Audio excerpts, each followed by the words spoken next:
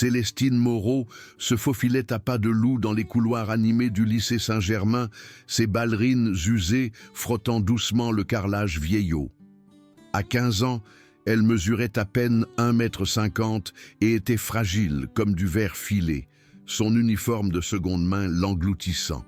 De profondes ombres cernaient ses yeux, résultat des nuits blanches passées à coudre des vêtements de poupées complexes pour des clients en ligne, afin d'aider sa grand-mère veuve à payer les courses. Ses cheveux châtains étaient généralement tirés en une tresse et elle gardait le regard baissé pour éviter les regards curieux et les jugements murmurés qui la suivaient partout où elle allait. Les autres élèves du lycée Saint-Germain étaient issus de familles aisées, arborant des bijoux qui coûtaient plus cher que ce que la grand-mère de Célestine gagnait en un mois. Leurs sacs à main de créateurs, leurs dernières tablettes tactiles et leurs conversations insouciantes sur les croisières d'été sur la Côte d'Azur lui rappelaient constamment qu'elle était une étrangère dans leur monde. Elle était l'élève boursière, celle qui arrivait du quartier défavorisé de la ville après que son ancien collège ait subi des dégâts des eaux. Célestine serra son cartable élimé contre elle alors qu'elle se dirigeait vers son casier, essayant de devenir invisible parmi les groupes de filles qui gloussaient. Dans la poche de son manteau, 3 billets de 5 € froissés représentaient son budget total pour la semaine. Des fonds que sa grand-mère avait économisés en renonçant à des médicaments nécessaires et en raccommodant de vieux vêtements. Elle avait maîtrisé l'art de faire durer ses 15 €, n'achetant que les matériaux les plus basiques au magasin de loisirs créatifs et les utilisant avec parcimonie. « Tiens, qu'est-ce qu'on a là ?» La voix fit frissonner Célestine d'appréhension. Chloé Dubois surgit de derrière une rangée de casiers comme une lionne coinçant sa proie. À 16 ans, Chloé était tout ce que Célestine n'était pas. Grande, sportive et dotée d'un charisme naturel qui venait du fait de ne jamais avoir à se soucier des dépenses. Son père possédait 2 bijouteries dans le centre-ville et Chloé ne laissait jamais personne l'oublier. Des vêtements de marque, la dernière iWatch et une décapotable étincelante sur le parking des élèves annonçaient son rang à quiconque prenait la peine d'observer. Derrière Chloé se tenaient ses fidèles suivantes, Léa Martin, bâtie comme une joueuse de volley-ball, avec des mains de la taille de Manique de Four, et Emma Garnier, plus petite mais amère, avec des yeux froids qui semblaient se délecter de la souffrance des autres. Elle se faisait appeler les divas suprêmes, bien que Célestine les considérait en privé comme des hyènes tournant autour de créatures blessées. « Tu vas en cours, la boursière ?» La voix de Chloé avait ce ton condescendant qui serrait l'estomac de Célestine d'anxiété. « J'espère que tu as pensé à apporter ta contribution pour le matériel de loisirs créatifs aujourd'hui. Le fonds de donation Chloé Dubois accepte toujours les offrandes. » Célestine essaya de les contourner, mais Léa se déplaça pour lui barrer le chemin. Le couloir sembla soudain plus petit, les murs se rapprochant de tous les côtés, tandis que les autres élèves se précipitaient, leurs yeux soigneusement détournés. Tout le monde au lycée Saint-Germain connaissait la règle tacite. On ne se mettait pas en travers du chemin de Chloé Dubois, à moins de vouloir devenir sa prochaine victime.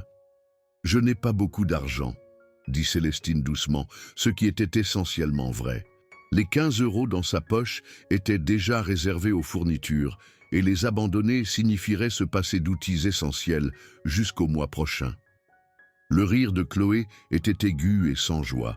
« Tout le monde a de l'argent, la boursière, c'est juste une question de priorité. Maintenant, je vais te le demander gentiment une dernière fois. » Elle tendit la main, paume vers le haut, son bracelet en diamant captant les lumières fluorescentes. Contribution au fond. 15 € devraient suffire. Célestine sentit son visage rougir de honte et de colère, mais elle garda sa voix égale. « J'ai besoin de cet argent pour les fournitures. » « Fournitures » Emma gloussa. « Qu'est-ce que tu vas acheter avec 15 €? Une bobine de fil et un bâton de colle? Allez, lâche-toi un peu, fais un don à une cause noble. » La cause noble étant la virée shopping du week-end de Chloé, ajouta Léa, faisant craquer ses doigts de manière significative. Célestine pouvait sentir des douzaines d'yeux sur elle maintenant. Des élèves prétendant ranger leur casier tout en regardant en réalité le spectacle se dérouler. Des téléphones étaient déjà sortis, prêts à filmer tout ce qui se passerait ensuite. Au lycée Saint-Germain, l'humiliation était une monnaie d'échange et Chloé était sur le point de faire un retrait substantiel de la dignité de Célestine. « S'il te plaît », dit Célestine, détestant le ton désespéré qu'elle employait. « Je te rembourserai la semaine prochaine. J'ai juste besoin de... Tu vas me rembourser ?» La voix de Chloé monta d'un ton, feignant l'incrédulité. « Tu vas me rembourser avec quoi? La retraite de ta grand-mère qui fait le ménage chez les riches ?» La remarque piqua comme une gifle. La grand-mère de Célestine travaillait effectivement comme femme de ménage pour plusieurs familles aisées de la ville, frottant leur sol et dépoussiérant leurs meubles pour un salaire à peine supérieur au minimum. C'était un travail honnête, un travail respectable, mais Chloé le faisait sonner comme dégradant et honteux. « Ne parle pas de ma grand-mère », dit Célestine doucement, ses mains se serrant en poing le long de son corps. Chloé se pencha plus près, assez près pour que Célestine puisse sentir son parfum coûteux et voir l'amusement cruel dans ses yeux. « Oh, j'ai touché un point sensible. Qu'est-ce qu'elle va faire, venir ici et frotter les sols pour me défendre ?» Quelque chose se brisa à l'intérieur de la poitrine de Célestine, une limite soigneusement maintenue qui avait retenu des années d'entraînement et d'instinct. Pendant un bref instant, son corps se mit automatiquement en position défensive, poids équilibrés, mains légèrement levées, yeux concentrés. C'était la mémoire musculaire d'innombrables heures passées au dojo, d'une vie qui ressemblait à un rêve qui s'estompait. Mais alors la réalité revint en force. Ce n'était pas le studio de karaté à l'Académie du Lotus Noir où sa mère l'avait entraîné depuis l'âge de 7 ans. Ce n'était pas l'endroit où Anya Moreau, ancienne championne régionale, avait enseigné à sa fille chaque technique, chaque forme, chaque leçon durement acquise sur l'autodiscipline et le respect. Ce monde avait disparu il y a 5 ans, dans un accident de bateau, emportant avec lui sa mère et leur vie de banlieue confortable. Après la cérémonie commémorative, tout s'était effondré. Le dojo ferma lorsqu'ils ne purent plus payer le loyer. Sa grand-mère accepta tous les emplois de nettoyage qu'elle put trouver. Et Célestine se fit une promesse à elle-même et à la mémoire de sa mère. Elle n'utiliserait jamais ses compétences en arts martiaux en dehors du dojo. La violence avait emporté sa mère dans cet accident et elle ne la laisserait pas la consumer elle aussi. Célestine se força à se détendre, à reculer du bord de la violence. « Laisse-moi tranquille », murmura-t-elle, fouillant dans la poche de son manteau pour trouver les billets froissés.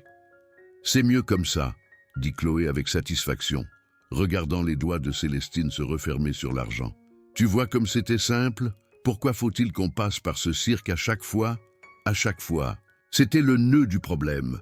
Ce n'était pas la première fois que Chloé exigeait son argent pour les fournitures, et ce ne serait pas la dernière. Cela avait commencé petit, 1 euro par-ci, 50 centimes par-là, toujours avec la prétention que c'était une sorte de blague ou une tradition inoffensive. Mais comme la résistance passive de Célestine avait clairement indiqué qu'elle ne riposterait pas, les exigences avaient augmenté. « Je n'ai pas 15 euros, dit Célestine, sortant 2 billets de 5 euros froissés et 3 pièces d'1 euro. C'est tout ce que j'ai. L'expression de Chloé s'assombrit. Ça ne va pas suffire, la boursière. 15 euros, c'était le prix. Si tu ne peux pas te permettre le montant total, peut-être qu'on devrait discuter d'autres arrangements de paiement. Célestine regarda les 13 euros dans sa main, sachant qu'ils représentaient moins de la moitié de son budget pour la semaine. Les abandonner signifiait se passer d'outils essentiels, mais refuser pourrait signifier quelque chose de bien pire. 15 euros, répéta Chloé, sa voix prenant un ton qui fit s'éloigner davantage les élèves à proximité. Ou peut-être qu'on devrait avoir une discussion plus sérieuse sur ta place dans ce lycée. La menace plana dans l'air comme de la fumée.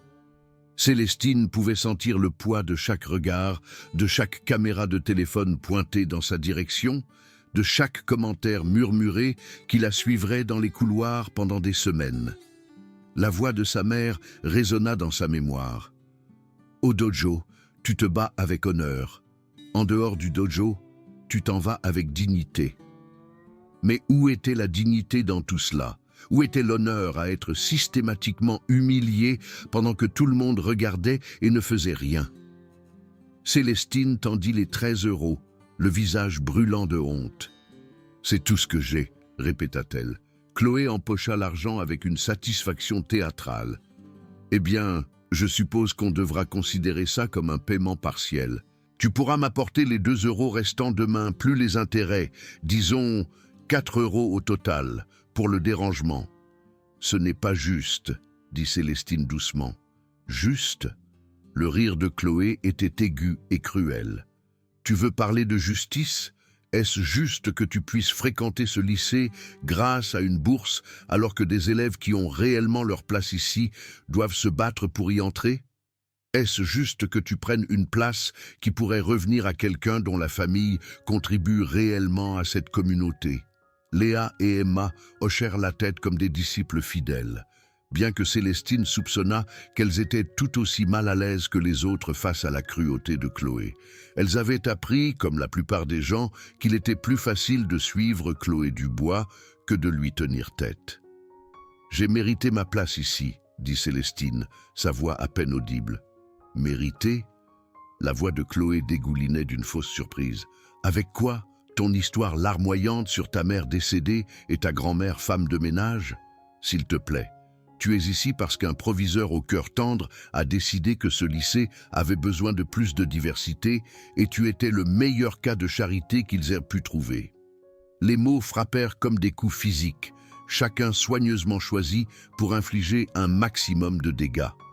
Célestine sentit les larmes la menacer derrière ses yeux, mais elle refusa de donner à Chloé la satisfaction de la voir pleurer. Au lieu de cela, elle se tourna et commença à s'éloigner, laissant derrière elle les rires et les chuchotements qui la suivaient comme un nuage empoisonné. Elle réussit à atteindre la salle d'art plastique avant que les émotions ne la submergent. S'enfermant dans un placard à fournitures, Célestine laissa la frustration et l'humiliation la submerger. Dans son esprit, elle pouvait voir le visage de sa mère, pouvait entendre la voix d'Anya Moreau expliquant les formes complexes du karaté. « Chaque artiste martial a un choix », avait dit sa mère lors d'une de leurs dernières séances d'entraînement. « Tu peux te battre avec colère ou tu peux te battre avec un but. La colère te rend maladroit, te rend vulnérable. Le but te rend précis, te rend fort. Mais quel était le but dans cette situation ? Quel était l'intérêt d'avoir des compétences si on ne pouvait pas les utiliser quand on en avait le plus besoin ? Célestine savait qu'elle pouvait désarmer Chloé Dubois d'un seul mouvement rapide. Des années d'entraînement lui avaient donné une vitesse et une technique qui étonnerait quiconque la jugeait à sa taille. Elle s'était entraînée avec des instructeurs adultes, avait participé à des tournois régionaux, avait tenu tête à des adversaires qui la dépassaient de 20 kilos. Mais rien de tout cela n'avait d'importance en dehors du dojo. En dehors du dojo, la violence ne menait qu'à plus de violence, et Célestine ne pouvait pas se permettre d'être suspendue ou expulsée. Sa bourse dépendait du maintien de bonnes notes et du fait de ne pas avoir d'ennui. Un seul combat, un seul moment de perte de contrôle, et elle perdrait tout ce que sa famille avait sacrifié.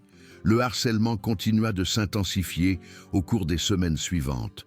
Chloé semblait prendre la passivité de Célestine comme une permission de pousser plus fort, d'exiger plus, d'infliger de plus grandes humiliations. L'extorsion quotidienne de l'argent pour les fournitures devint juste une partie d'une campagne systématique de cruauté conçue pour briser l'esprit de Célestine. Les bousculades accidentelles dans le couloir devinrent régulières, toujours programmées lorsque les professeurs ne regardaient pas. Le casier de Célestine fut dégradé avec des mots écrits au marqueur comme « parasite » et « assisté ». Le personnel de nettoyage l'effaçant mais jamais assez vite pour empêcher des douzaines d'élèves de le voir. Son cartable était accidentellement renversé de ses mains, faisant tomber ses fournitures d'art sur le sol pendant que Chloé et ses amis regardaient avec amusement. Mais c'était la guerre psychologique qui faisait le plus mal. Chloé avait le don de trouver les points les plus vulnérables de Célestine et d'appuyer dessus avec une précision chirurgicale. Les commentaires sur la mort de sa mère, Le travail de sa grand-mère, ses vêtements de seconde main et son statut de boursière devinrent une bande sonore quotidienne d'humiliation. « Hé, la boursière !» criait Chloé à la cantine, assez fort pour que la moitié du lycée l'entende. « Comment va ta grand-mère dans son nouveau travail ? J'ai entendu dire que les Martin l'avaient virée pour avoir cassé leur vase. C'est de là que tu tires ton argent pour les fournitures maintenant ?» Les mensonges étaient presque pires que la vérité. La grand-mère de Célestine n'avait jamais été virée, n'avait jamais rien cassé, mais les rumeurs se répandirent dans le lycée comme une traînée de poudre. Les élèves qui l'avaient auparavant ignorée la regardèrent maintenant avec suspicion ou pitié. Les professeurs qui semblaient l'avoir soutenue devinrent plus distants, comme s'ils se demandaient si elle avait vraiment sa place au lycée Saint-Germain. 4 semaines après le début de l'année scolaire, Célestine avait perdu 4 kilos en sautant des repas pour payer la taxe quotidienne de Chloé. Ses notes commençaient à baisser car elle passait plus de temps à travailler des heures supplémentaires sur des vêtements de poupée pour compenser l'argent perdu. Les cernes sous ses yeux s'étaient creusées et ses vêtements pendaient encore plus lâchement sur son corps qui rétrécissait. Sa grand-mère s'en aperçut, bien sûr. Sophia Moreau n'était pas le genre de femme à manquer les détails, surtout quand il s'agissait de sa seule petite fille. « Mija, tu ne manges pas assez », dit-elle un soir alors qu'elles étaient assises à leur petite table de cuisine, partageant un dîner de soupe et de pain qu'elle avait étiré pour durer 2 repas. « As-tu des difficultés à l'école ?» Célestine regarda le visage inquiet de sa grand-mère, voyant les rides de fatigue qui venaient du fait de travailler 14 heures par jour pour les maintenir à flot. Elle portait déjà tellement de poids, tellement de responsabilités. Comment pouvait-elle ajouter ces problèmes à son fardeau ? « Je vais bien, Abuela », mentit-elle, juste occupée avec les devoirs. Sophia étudia son visage avec l'intensité de quelqu'un qui avait appris à lire les véritables intentions des gens à travers des années passées à nettoyer leurs espaces les plus privés. « Célestine, tu sais que tu peux tout me dire, n'est-ce pas, si quelqu'un te cause des problèmes ?»« J'ai dit que j'allais bien », répéta Célestine, sa voix plus tranchante qu'elle ne l'avait voulu. La blessure qui traversa le visage de sa grand-mère lui fit immédiatement regretter son ton. Mais le mal était fait. Cette nuit-là, allongée dans son lit et écoutant la respiration épuisée de sa grand-mère à travers les murs fins de leur appartement, Célestine fixa la photo encadrée sur sa table de chevet. Elle la montrait, elle et sa mère, au dojo, toutes les deux souriant et brandissant des trophées après que Célestine ait remporté son premier tournoi régional.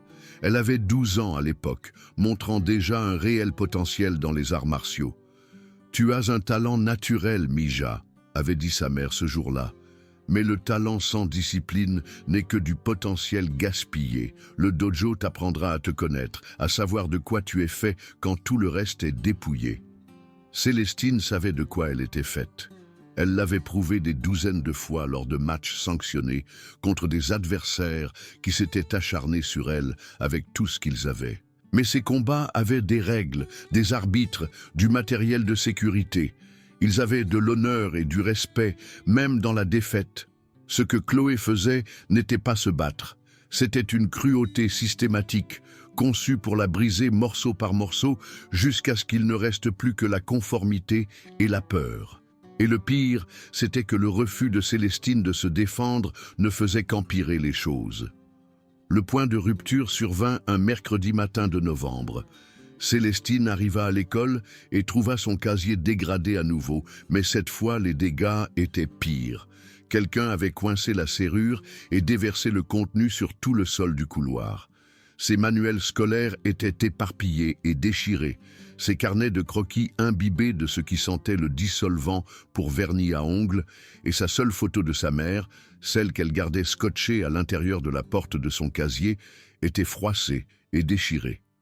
Les élèves passèrent devant le désordre, certains riant, d'autres ayant l'air mal à l'aise, mais ne voulant pas aider.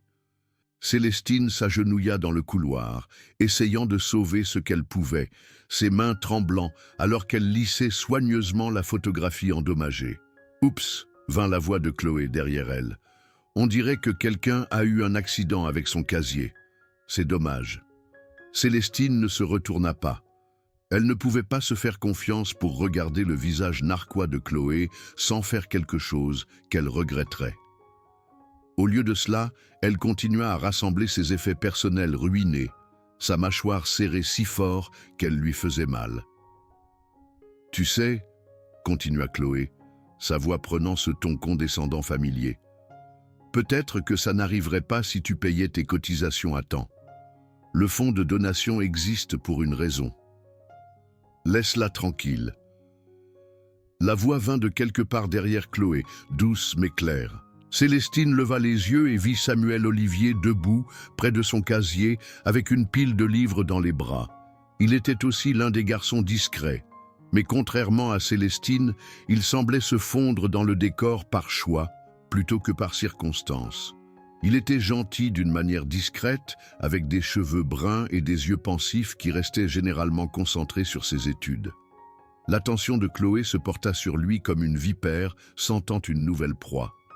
« Tiens, on dirait que la boursière a un petit ami, c'est touchant. » Les joues de Samuel rougirent, mais il ne recula pas. « J'ai dit, laisse-la tranquille. Elle ne t'a rien fait. »« Ne rien fait ?» La voix de Chloé monta d'un ton avec une indignation théâtrale. « Elle prend une place qui appartient à de vrais élèves. Elle est ici par charité, volant des opportunités à des filles qui les méritent réellement. » Léa et Emma s'étaient déplacées pour flanquer Samuel maintenant, formant leur triangle d'intimidation habituel.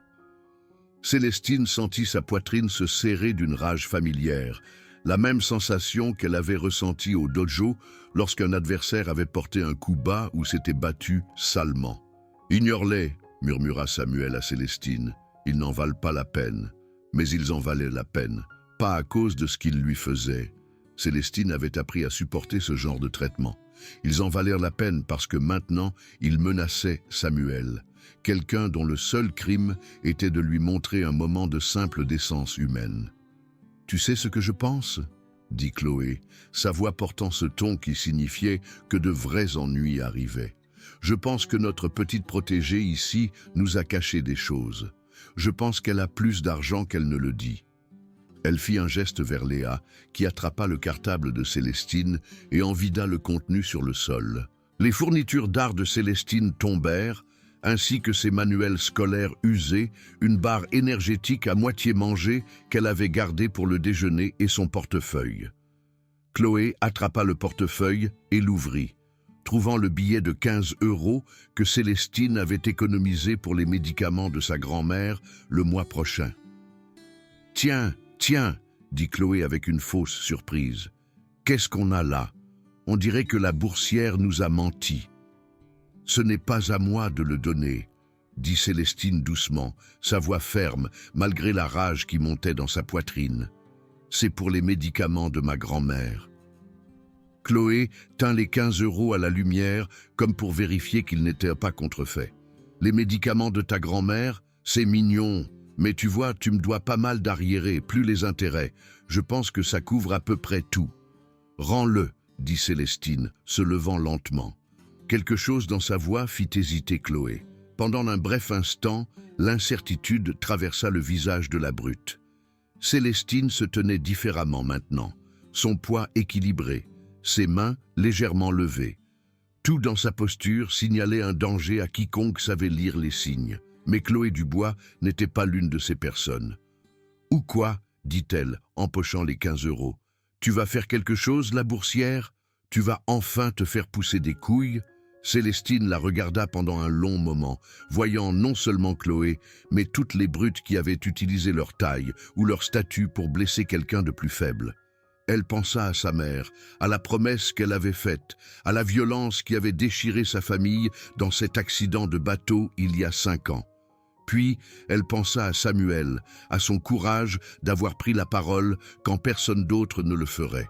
Elle pensa à sa grand-mère, travaillant 14 heures par jour et trouvant encore le moyen de sourire. Elle pensa à ce billet de 15 €, gagné grâce à des heures passées à frotter les sols et à dépoussiérer les meubles, destiné à acheter les médicaments dont sa grand-mère avait désespérément besoin.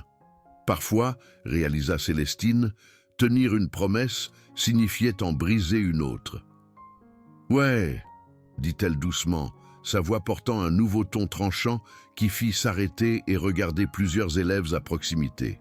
« Je crois que oui. » Chloé lança le premier coup de poing, un crochet droit sauvage qui se télégraphiait à 1 mètre de distance. Autrefois, avant la promesse, avant la culpabilité, Célestine l'aurait facilement esquivé et aurait contré avec une précision dévastatrice. Cette fois, ce ne fut pas différent. Célestine bougea comme de l'eau, esquivant le coup de poing de Chloé de quelques centimètres et revenant avec une frappe de paume parfaite qui attrapa la plus grande fille directement sur le nez. Les yeux de Chloé larmoyèrent et elle recula en titubant, ses talons coûteux glissant sur le sol poli. Le couloir éclata dans un silence choqué. Léa se précipita en avant, son imposante carrure se déplaçant avec une vitesse surprenante, mais Célestine était déjà en mouvement. 5 années de poussière de dojo tombèrent comme un vieux manteau, alors que la mémoire musculaire prenait le dessus. Elle se baissa sous la prise maladroite de Léa et porta un coup de genou précis à l'estomac de la plus grande fille, la faisant se plier en 2. Emma essaya d'attraper Célestine par derrière, mais Célestine avait senti son mouvement. Un artiste martial apprend à utiliser tous ses sens. Elle tourna, brisant la prise d'Emma avec une technique que sa mère lui avait inculquée des milliers de fois, et enchaîna avec un coup de pied arrière propre qui envoya Emma s'étaler contre une rangée de casiers. L'ensemble de la confrontation avait duré moins de 20 secondes. 3 adversaires plus grands et plus forts gisaient sur le sol, gémissant et luttant pour reprendre leur souffle, tandis que Célestine se tenait au-dessus d'eux à peine essoufflée. La foule d'élèves qui s'étaient rassemblés était silencieuse, leur téléphone sorti et enregistrant, essayant de comprendre ce dont ils venaient d'être témoins. « Voici comment ça marche », dit Célestine, sa voix calme, malgré l'adrénaline qui coulait dans son système. Elle baissa les yeux sur Chloé, qui luttait pour s'asseoir avec du sang coulant de son nez. « Tu vas me rendre mon argent, tout, chaque euro que tu m'as pris au cours du mois dernier. » Chloé essuya le sang de son nez d'une main tremblante. « Ce n'est pas fini. » Célestine s'accroupit pour être au niveau des yeux de la brute tombée. « Si, c'est fini. Parce que si tu me touches encore, si tu exiges encore de l'argent à qui que ce soit, si tu fais en sorte que quelqu'un se sente petit juste parce que tu le peux, je serai là. Et la prochaine fois, je ne me retiendrai pas. » Elle se leva et tendit la main à Samuel, l'aidant à ramasser ses livres éparpillés, tout en ignorant les téléphones qui enregistraient encore, et la foule croissante d'élèves qui n'en revenaient pas de ce dont ils venaient d'être témoins. La boursière discrète, la cible facile, l'élève de charité venait de démanteler 3 adversaires plus grands, avec une précision chirurgicale. Chloé se releva difficilement, ses vêtements de créateur froissés et son ego plus meurtri que son visage.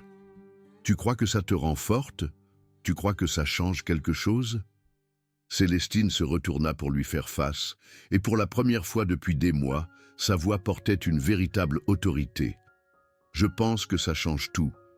La question est de savoir si tu es assez intelligente pour comprendre ça. » Le proviseur Lemaire arriva en quelques minutes, convoqué par l'agitation et le déluge de messages sur les réseaux sociaux qui se répandaient déjà dans le lycée. Célestine s'attendait à une suspension, une expulsion, peut-être même à des conséquences juridiques. Au lieu de cela, elle se retrouva assise dans le bureau du proviseur à écouter un défilé de témoignages d'élèves sur la campagne de harcèlement systématique de Chloé. « Il semble, » dit le proviseur Lemaire avec prudence, étudiant les déclarations empilées sur son bureau, « que cet incident soit le résultat d'un harcèlement continu que notre personnel n'a pas su gérer correctement. » Il regarda Célestine avec quelque chose qui aurait pu être du respect. « Bien que je ne puisse pas officiellement approuver la violence, je comprends que parfois les gens sont poussés au-delà des limites raisonnables. » Chloé, arborant un nez bandé et un ego sévèrement meurtri, était assise dans un coin avec ses parents. Son père, un bijoutier important qui avait généreusement fait des dons au fonds de bourse du lycée, était rouge de gêne. Sa mère ne cessait de jeter des regards inquiets à Célestine, comme si elle n'arrivait pas à croire que sa fille avait été vaincue par quelqu'un qui faisait la moitié de sa taille. « Il y aura des conséquences pour toutes les personnes impliquées », continua le proviseur. « Mais compte tenu des circonstances et des témoignages que nous avons reçus, je pense qu'une suspension interne serait plus appropriée qu'une expulsion. » Célestine hocha la tête, acceptant la punition. C'était juste, voire indulgent compte tenu de ce qui aurait pu arriver. Mais plus important encore, cela envoya un message à toutes les autres brutes du lycée. Les actes ont des conséquences, et parfois, les élèves discrets ne sont pas aussi impuissants qu'ils le paraissent. La vidéo du combat devint virale en quelques heures, se répandant bien au-delà des murs du lycée Saint-Germain. Des élèves qui n'avaient jamais parlé à Célestine auparavant l'approchèrent dans les couloirs, certains pour la féliciter, d'autres pour partager leurs propres histoires de harcèlement. Des professeurs qui l'avaient auparavant ignorée commencèrent à l'inclure dans les discussions en classe, la traitant avec un respect nouveau. Mais le plus grand changement se produisit en Célestine elle-même. Elle marchait plus droite maintenant, parlait avec plus de confiance et ne ressentait plus le besoin de se rendre invisible. Elle ne cherchait pas les combats, mais elle ne fuyait pas non plus la confrontation. La nouvelle de ses antécédents en arts martiaux s'était répandue, et soudain tout le monde voulait connaître son histoire. Samuel, qui avait trouvé son propre courage dans l'exemple de Célestine, devint son ami le plus proche à l'école. Il lui dit plus tard que le fait de la voir tenir tête à Chloé l'avait incité à prendre la parole en classe, à rejoindre l'équipe de débat, à cesser de cacher son intelligence derrière un masque d'indifférence. « Tu m'as montré qu'être différent n'est pas quelque chose dont il faut avoir honte », dit-il un jour alors qu'ils étaient assis ensemble au déjeuner, à une table qui n'était plus vide. « C'est quelque chose dont il faut être fier. » Chloé, quant à elle, était devenue un conte de mise en garde. La vidéo de sa défaite l'avait humiliée devant tout le lycée et sa réputation de force imparable avait été brisée en moins de 20 secondes. Son groupe d'amis de base restait fidèle, mais la peur et le respect automatique qu'elle commandait avaient disparu à jamais. Célestine la voyait parfois dans les couloirs, marchant la tête baissée, ressentant probablement une petite fraction de l'humiliation qu'elle avait infligée aux autres. Une partie de Célestine la plaignait, comprenant maintenant que les brutes étaient souvent elles-mêmes des victimes, exprimant leur propre douleur et leur propre insécurité sur des cibles plus faciles. Mais surtout, Célestine se sentait satisfaite que justice ait été rendue. Elle avait tenu sa promesse à sa mère dans l'esprit, sinon dans la lettre, n'utilisant la violence qu'en dernier recours et seulement pour se protéger elle-même et quelqu'un qui ne pouvait pas se protéger. Et elle l'avait utilisée avec retenue et précision, ne franchissant jamais la ligne entre la légitime défense et l'agression. L'incident avait changé plus que les dynamiques entre Célestine et Chloé. Il avait envoyé des ondes de choc dans tout le lycée, donnant aux autres victimes le pouvoir de prendre la parole et faisant réfléchir à 2 fois les brutes potentielles avant de cibler quelqu'un qui semblait vulnérable. Les professeurs prêtaient plus d'attention aux dynamiques sociales dans leur classe. Les élèves étaient plus susceptibles d'intervenir lorsqu'ils voyaient du harcèlement se produire. Plus important encore, Célestine avait appris que la force ne se résumait pas à la capacité de donner un coup de poing ou d'en recevoir un. La vraie force, c'était de défendre ce qui est juste, même quand c'est effrayant. C'était de protéger ceux qui ne pouvaient pas se protéger eux-mêmes. C'était de refuser de laisser la peur dicter ses actions ou définir son caractère. Alors que Célestine traversait maintenant les couloirs du lycée Saint-Germain, elle se tenait avec la confiance tranquille de quelqu'un qui savait exactement qui elle était et de quoi elle était capable. Elle portait ses vêtements de seconde main avec fierté, mangeait ses déj,